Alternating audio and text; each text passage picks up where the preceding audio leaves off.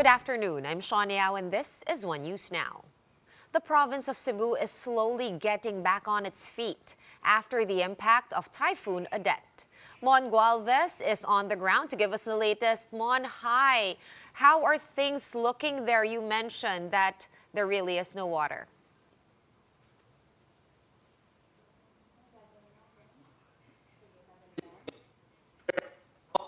Are enormous where here in the Cebu, from gasoline stations, ATMs, remittance centers, water refilling stations, and even those going out of the province. And despite queues taking at least an hour, Cebu Governor Garcia commended residents for not looting and keeping the lines in order, although she is concerned about fuel supply in the province and the price of petroleum products. Aside from the price ceiling, Garcia wants vehicles to do their refueling in gas stations only. This is instead of people bringing in barrels, drums, and other containers. This will be the case unless it's for the hospitals, hotels, banks, and other essential services. Those refueling for generators will have a limit of up to 10 liters per household. They also need to show proof that they have a generator set to begin with. The provincial government is also planning to give out coupons instead of cash to residents who lost their homes, which can be used to buy construction materials. Sean, 1 week after Typhoon Odette's onslaught here in Cebu, Cebu Governor Gwen Garcia is happy that power supply is slowly being restored here. That's why we have the chance to do shower every day and have the water supply somehow with the generator sets available. And the provincial government's next target is to normalize the supply of water, petroleum, and of course, the communication signals. Sean? Thank you so much for that update and do stay safe down there in Cebu. That was Mon Gualvez reporting to us from on the ground. President Duterte has assured victims of Typhoon Odette that relief efforts will continue. The president visited Siargao to oversee the distribution of relief packs. He said that financial aid for affected residents will be available this week through the Social Welfare Department. Energy Secretary Alfonso Cusi added that 3 municipalities may have electricity restored by next week. Meanwhile, other towns may have their power back, hopefully by January. And at least 90 people are reported dead in Bais City, Negros Oriental, after the onslaught of Typhoon Odette. The LGU says search and retrieval operations are ongoing for some 17 residents who are still missing. Around 200 families or 1,200 individuals are still in evacuation centers. Residents are appealing for food and water supplies, as well as construction materials to help rebuild their homes.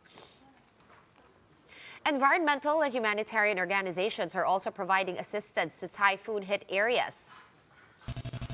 Greenpeace has installed solar panels at Surigao del Norte's Incident Command Post, allowing staff to charge important equipment.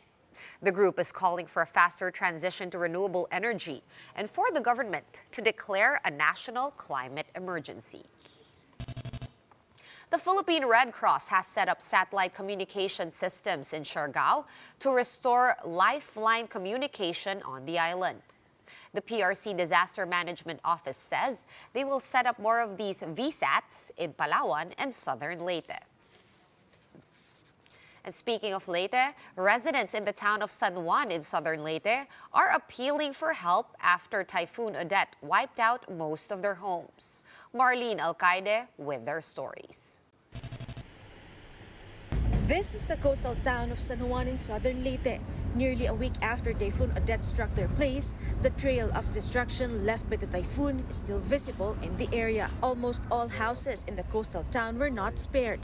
Here we found 67-year-old Tatay Boy sleeping on his chair. Their house collapsed and was swept by the waves during the typhoon.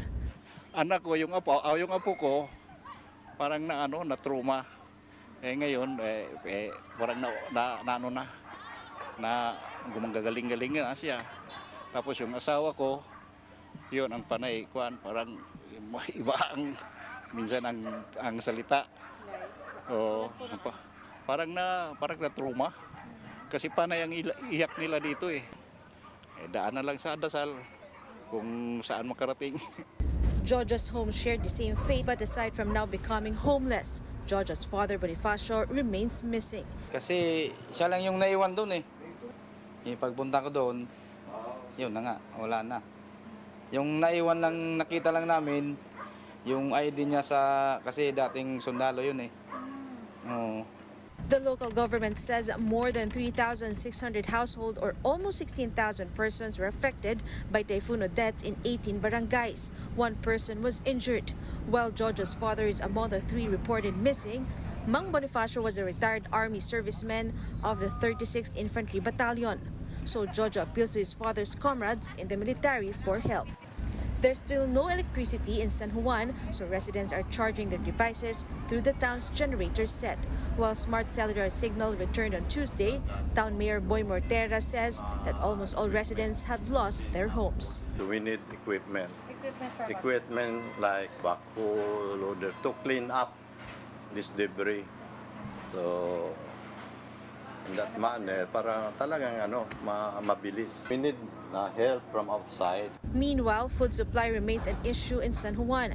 That's why the LGU has already butchered pigs to distribute to residents in various barangays. But Mortera says this is still not enough since only Tacloban has sent help their way. Banks and remittance centers are still closed, so they appeal for in-kind donations and aid. Kikita nyo naman yung mga the catastrophe that hit this place. Anong malaki. In my entire life, ngayon lang ako nakakita aside from Yolanda, no. Ngayon ko lang nakita ito yung devastation na grabe. So we cannot do it. I think we need help. And I'm sure we need very badly yung tulong ng iba. For News 5, Marlene Alcaide, we are One News. Here's a quick look at today's other top stories. The Food and Drug Administration has approved the use of Pfizer vaccines for children aged 5 to 11. The FDA also allowed the emergency use of the COVID-19 antiviral pill, Molnupiravir. The agency approved the brand Molnars to be used for those 18 and above who are experiencing mild to moderate COVID symptoms. Malacanang is appealing to the public to not take advantage of the situation after the impact of Typhoon Odette. This comes on the heels of reported looting and overpriced goods being sold in typhoon-hit areas. President Duterte has instructed concerned government agencies to look into the matter. Passengers continue to flock to the Parañaque Integrated Terminal Exchange, or PITEX, to get home to their provinces in time for Christmas. PITEX management is expecting some 105,000 passengers in the terminal today.